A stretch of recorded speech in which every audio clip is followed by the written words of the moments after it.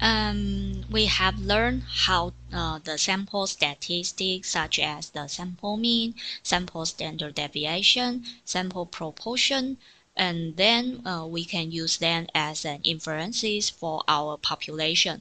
So today you would like to ask me, uh, before we learn or using such a sample statistic as a point estimator to check whether the sample is can be truly reflect the true condition of the population results. Uh, what criterias or the properties we should be noticed in order to make such inferences can truly reflect the truth of the proportion from our sample. So there are three properties of the good point estimator. You should be noticed that the first one is unbiased, second is efficiency, and the third one is consistency. So, because there are several different sample statistics can be used as a point estimator of different population parameters. For example, the uh, proportion of the sample or the standard deviation of the sample or the uh, any average or the mean from the sample. Okay, they can be viewed as a point estimator. So in such condition, we can use the following general notation in this section. That is, we can use the theta as the population parameters that we are interested in. But the theta hat, okay, the theta hat we can be viewed as a sample statistic or the point estimator of the theta.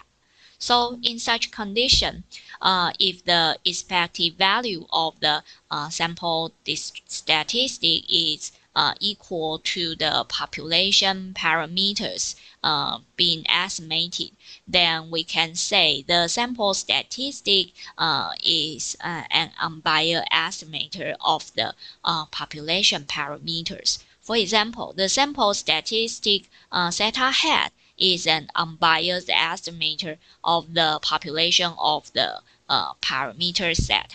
If the expected value of the theta hat that equals to the population parameter theta, that means the your estimate from the sample can be equals to your estimate from the population. So in such condition, we can say the sample can truly reflect the condition in the population. So they are unbiased.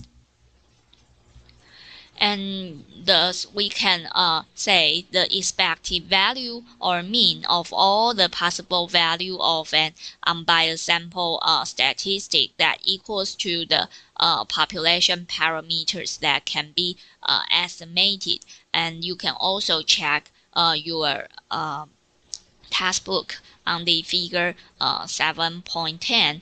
It's around page 350.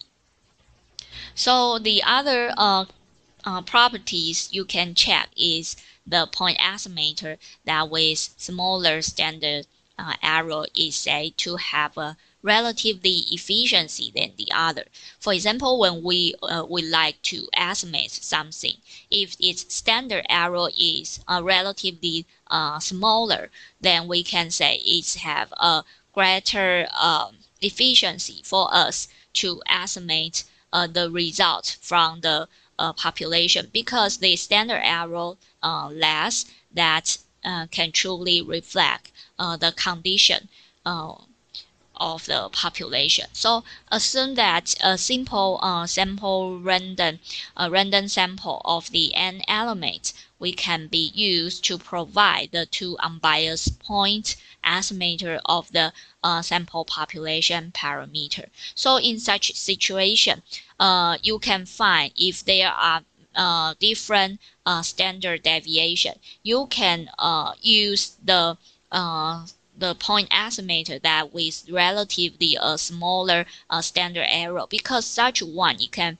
provide an estimate that is more close to the true condition of the population parameters. For example, you can check on your textbook that is on page 351, the figure 7.11.